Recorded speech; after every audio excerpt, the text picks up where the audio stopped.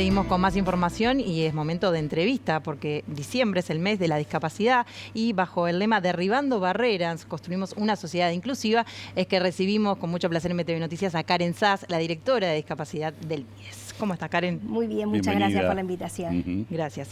¿Qué podemos decir de la población discapacitada con capacidades diferentes de nuestro país? ¿Cuántos son? Y si tienen algún dato todavía no del censo que se terminó hace poquito.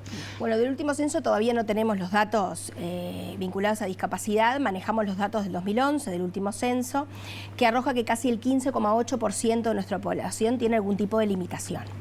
Eso hace que estemos hablando de una población bastante importante y por eso es que el lema y la consigna que tiene que ver, cuando nosotros hablamos de discapacidad, hablamos de una interacción de dos cosas. Una limitación funcional que tiene una persona y todas las barreras actitudinales del entorno, de la comunicación. Y es esa interacción la que impide la participación de las personas con discapacidad en la sociedad. Estamos hablando de ese 15,8 que muchas veces cuando vamos a los lugares no los vemos. Cuando hablamos de ese 15,8 la gente se sorprende y es porque a veces vamos al estadio y no vemos, no se representa. En el cine no se representa. Entonces ese trabajo tiene que ser colectivo, sin perjuicio de las responsabilidades que en mi caso me asume del Estado. Hay una responsabilidad colectiva de derribar todas esas barreras muchas veces asociadas a prejuicios, a prenociones que tienen que ver con la discapacidad y rompiendo esas barreras es que logramos una verdadera inclusión. Karen, si uno toma en cuenta que alrededor de una persona con discapacidad pueden existir habitualmente entre 3 o 4 personas integrantes del núcleo familiar que interactúan, ¿verdad?, con esa persona, la población que necesita de la mano y de justamente que se derriben esas barreras es muchísimo mayor. Exactamente, y con la discapacidad pasa algo que en general no se visibiliza, no se conoce la temática hasta que irrumpe la discapacidad en la familia. Y ahí es donde se empieza a conocer un nuevo mundo y a conocer qué pasa con esas barreras en la educación, en la cultura, en el deporte. Muchas veces cuando aparece la discapacidad es como que se invisibilizan otras áreas de la vida de la persona. Y las como que no podría hacer más nada. Exacto, y son mujeres, son deportistas, son artistas, ¿no? Nosotros hace poco hicimos un encuentro de arte y discapacidad que vinieron artistas de todo el país a demostrar todo lo que sí tienen para dar y que muchas veces no tienen escenarios para ofrecer todo ese aporte a la sociedad. Y yo siempre digo que nos merecemos como sociedad que los aportes de todas las personas estén incluidos. Y las políticas de discapacidad tienen que ver con las personas, sus familias y el entorno. En cuanto a la accesibilidad, y uno piensa siempre en rampas para personas con silla de ruedas, y no es solo eso. Es ir a un médico y tener una consulta, alguien sordo, con alguien que sepa lengua de señas. No sé, se me ocurren muchos ejemplos, incluso en la educación, en la salud, en la ciudad, en la vida, en la sociedad. ¿Cómo estamos con ese tema, no? Bueno, yo creo que muchas cosas nos faltan. Creo que hemos dado pasos bastante importantes, justamente en lo que hacía referencia al tema de lengua de señas. Nosotros hemos venido trabajando con muchos actores, sobre todo organismos públicos que incorporen la lengua de señas para la atención. Dentro de la Dirección de Discapacidad tenemos un centro de intérpretes virtuales, que eso es importante también que la población los conozca, que pueden llamar cuando una persona sorda necesita hacer un trámite, alguna gestión, puede acceder al servicio que nosotros brindamos, llamando al teléfono del MIDES, y muchas otras experiencias que estamos trabajando. De hecho, ahora, por ejemplo, con el Ministerio del Interior, en una experiencia de comisarías accesibles, donde van a haber intérpretes de lengua de señas. También estamos este jueves anunciando, junto con INEFOP, la incorporación de cursos de lengua de señas para personas que trabajan en lugares con personas con discapacidad auditiva.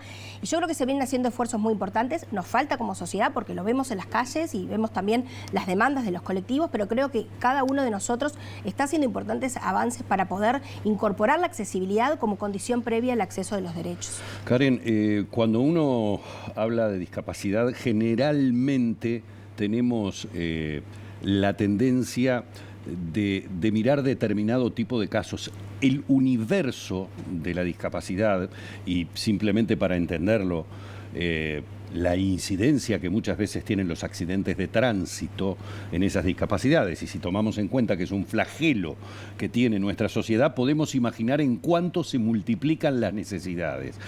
¿A cuánto abarca, a cuánto está llegando hoy el MIDES para un universo tan variado, que necesita de tantas cosas tan diferentes? Tal cual como vos planteás. De hecho, nosotros tenemos nuestro Centro de Apoyos Técnicos y Tecnológicas, que es el CENAT, que la gente lo conoce por el CENAT, que es donde más vemos estas situaciones, que son personas que tienen discapacidad motriz y precisan algún equipamiento, como una silla de ruedas, andadores y otros tantos apoyos técnicos que el centro brinda. Y ahí es donde vemos esa incidencia. Por año más o menos estamos entregando casi 1.200 equipamientos.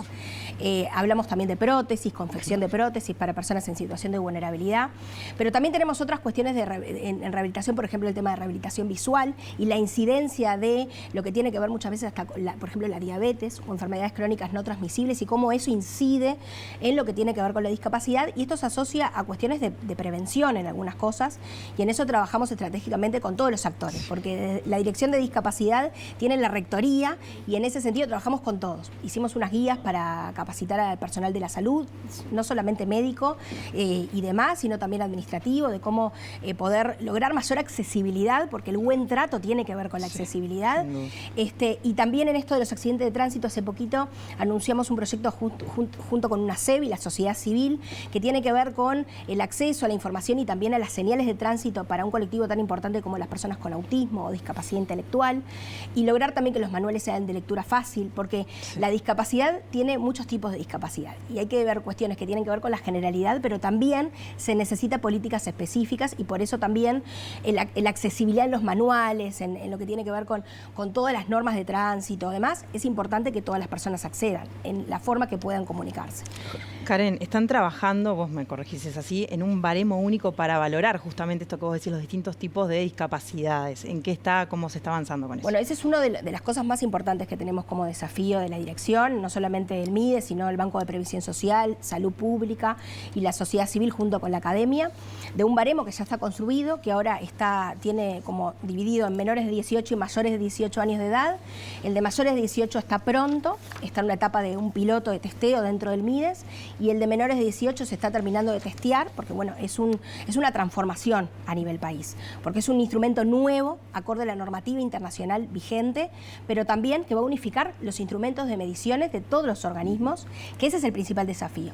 Queremos que las personas accedan a los derechos y las prestaciones y que no sea un peregrinaje por los distintos organismos para acceder a un derecho. Queremos facilitar el acceso, eso es una premisa de este gobierno, en eso estamos trabajando y el baremo es la puerta de entrada a las prestaciones. Por eso es tan importante que haya una única mirada, porque eso también pasa de que son distintos los instrumentos de medición. Esto va a unificar, va a facilitar el acceso y le va a dar mayor celeridad, por supuesto con un proceso que también tiene una parte legal y que ahora próximamente se va a presentar la modificación legal para que se pueda empezar a implementar. ¿Y esto estaría, perdón, para antes de finalizar este periodo? Sí, siempre. En marzo la idea es que se presente el proyecto de ley, sabemos que se le va a dar un trámite porque hay un acuerdo, y esto también es importante de lo que tiene que ver con las políticas de Estado en relación a la discapacidad y de que esto pueda seguir, continuarse, y creemos que esto es un hito y que debe seguir así para avanzar en otros proyectos tan importantes como reforma de la capacidad jurídica y el ejercicio de los derechos de las personas con discapacidad,